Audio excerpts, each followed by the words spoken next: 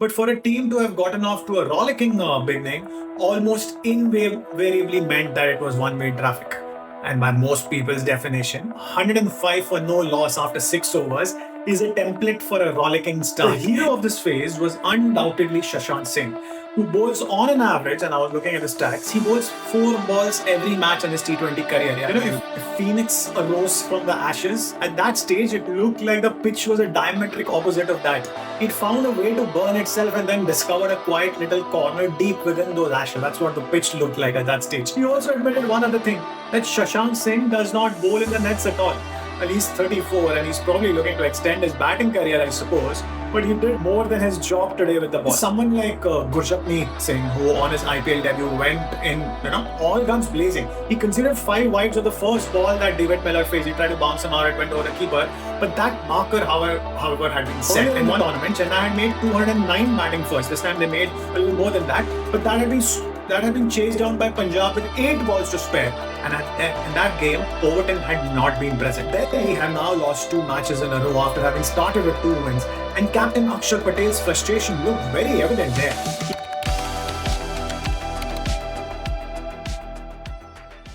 The match number 17 this IPL gave us an interesting insight into how T20s have also evolved so much since they were first played. To be honest, if in 20 years they hadn't evolved, it would have been much more surprising. So yes, speaking of evolution, and when they had first begun, one of the aspects of this format was there was no room for comeback. In tests, which is my favorite format, incidentally, there are ebbs and flows and changes to momentum. While at the other end of the spectrum was a format like T20s, where if you got the early momentum, there was no coming back from there. I mean, yes, middling starts from teams still kept the contest alive till the very end. But for a team to have gotten off to a rollicking beginning almost invariably meant that it was one-way traffic. And by most people's definition, 105 for no loss after 6 overs is a template for a rollicking start. It's the kind of start that should end any hopes of the opposition, and all there should be left to do is punch the final nail in the coffin, or for the opponents to try and minimize the impending loss. Now, Sunrisers Hyderabad would have thought the same. They batted first in Mullanpur, and blazing knocks from Abhishek Sharma and Travis Head that took them to a 100-plus score in the first 6 overs, and they would have thought that they are in. What more, they weren't separated at the end of the 6th over. They were without loss, and the Punjab bowling was looking light. About 3 hours later, not only had Punjab won the encounter, but they had done so with 7 balls to spare. How did that even happen? Now, for starters, Sunrisers were allowed to add just 114 runs from the remaining 14 overs. Not too bad a run rate of around 8 an over, but horrendously underwhelming when we compare it with the first 6 overs when they went at more than 17 an over. The hero of this phase was undoubtedly Shashank Singh, who bowls on an average, and I was looking at the stats, he bowls 4 balls every match in his T20 career. Yeah, when you look at the averages of wickets taken or balls bowled in his career, it's 4 balls per match. And he was a modern day version of dibbly dobblies from the 90s. We had the term dibbly dobblies where Gavin Lawson and Chris Harris used to bowl those dibbly dobblies. Batters had enough time playing Shashank to change their strokes about 3 times over and still find a way to find the fence. Unfortunately for both Sharma and Head, they failed to give Shashank any respect, and that ended their innings in a matter of 3 balls. What followed was a very strange passage of play. It almost seemed like the ball had stopped coming onto the bat, and stroke making was proving to be more and more difficult. If Phoenix arose from the ashes, at that stage it looked like the pitch was a diametric opposite of that. It found a way to burn itself and then discovered a quiet little corner deep within those ashes. That's what the pitch looked like at that stage. How it went dead is a mystery, or it was the SRH batting that actually went dead in the face of some devastating bowling from Shashank Singh. Even then, you would expect that a score of 219, while lower than what they had expected, seemed like it was good enough for 2 points. In fact, I would be happy to put my hand up here and say that at the break, I spoke to a friend of mine and I told him confidently that this seems to be enough for this kind of a pitch. What do I know? To be fair to me, even Captain Ishan Kishan reckoned, and that's after the match, that they had a good score. And it was just bad bowling execution and a good Punjab batting lineup and good Punjab batting that lost them the encounter. Now, here's something even more interesting. In a mid-match interview, Punjab's fast bowling coach James Hope said that they would be happy to restrict SRH to 140, rather 240 to 250, and that's exactly what they did and went on to win it. He also admitted one other thing, that Shashank Singh does not bowl in the nets at all. Well, he's 34 and he's probably looking to extend his batting career, I suppose, but he did more than his job today with the ball. Now, technically speaking, what was interesting about the pitch was that if the high pace fast bowlers were looking to bowl cutters, the ball was still coming on quite well onto the bat, forcing the teams to scramble around to find someone who could bowl slower in the air. Now, Punjab had Shashank to do that. He could bowl at that 120, 125 pace, naturally, not bowl those slow balls at that pace. But Hyderabad did not have anyone.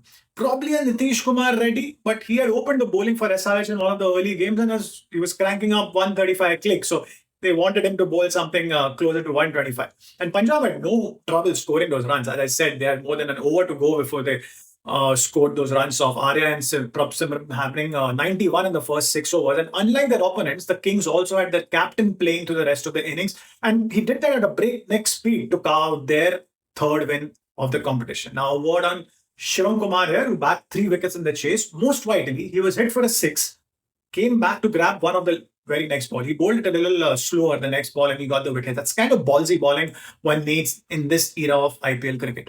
Early days there, but it does seem like Punjab, Ponting's Punjab, if I could call it, has the ingredients to go all the way. What do you think? From there, we move on to Chepauk for the night game on Sunday, the 18th of the season. And Chennai Super Kings had looked almost lethargic on the field so far this tournament, finding new ways of embracing defeats. But they had a different look about them this time. On the field, especially. I mean, they did score those 200 plus runs. But I thought the bowlers were looking to attack, be at the batters, trying to pick wickets at every given opportunity. Even someone like Gurjapneet Singh, who on his IPL debut went in, all guns blazing. He considered 5 wides of the first ball that David Miller faced. He tried to bounce him out, it went over the keeper. But that marker, however, had been set. And one could see throughout the innings, Miller kept getting pegged onto the back foot, leading to that dismissal ball in the 13th over from Jamie Overton, where it was at that stage it was anybody's game. Miller was Overton's one of 4 victims in the game, and where 210 played 190, his 4 for 18 was a standout performance for me, and that's Sanju Samson's century notwithstanding. Because on a similar Chepauk pitch, and Chepauk has become a very batting friendly surface, earlier in the tournament, Chennai had made 209 batting first. This time they made a little more than that, but that had been chased down by Punjab with 8 balls to spare. And in that game, Overton had not been present. That being said, the Samson innings was a monkey off his back. He can now go on to doing the kind of job that he had done even in the T20 World Cup for India, where all that mattered was going after the bowling and not worrying too much about the landmarks. This was kind of a watershed moment for him, scoring a century for the first time for CSK. And for the second time in the tournament, Ayush Matre played a part. He was retired out towards the end when it seemed like they needed fresher legs, or probably fresher arms as well, to practice some range hitting in the middle. But it does seem like he's coming into his own finally. Now, Matre is another of those teenage sensation stories from Mumbai. He's still just 18 years old, and while he hasn't done too much at the first class level, he has some raging numbers in white ball domestic cricket. A list A average of 65, a T20 domestic average of 50 with a strike rate of 172. He looks to be building on the chances that he got last season as a replacement for Ruturaj Gaikwad. Delhi have now lost 2 matches in a row after having started with 2 wins, and captain Akshar Patel's frustration looked very evident there. He might have been disappointed with the way David Miller got out or did not score that run in the last ball last game, but he was very magnanimous there in trying to console a very distraught batter, almost like he understood it. He got it. This time around, it looked like the frustration came to fore as he screamed out aloud when DC missed 2 chances in the same over of his own bowling. One was an easy run-out chance missed by KL Rahul, and Sanka then dropped a sitter at long off, giving both batters, Samson and Matre, a life. Now, Samson had followed that up with a 4 of the very next ball, prompting Simon Dool to joke that it looks like Samson is playing with the house's money here. Obviously, a casino reference there for those people who know. So the question here is, can CSK build on this attitude change and go on a winning momentum from here? Or do they still have some gaps that they need to plug? Let me know in the comments. Bye-bye.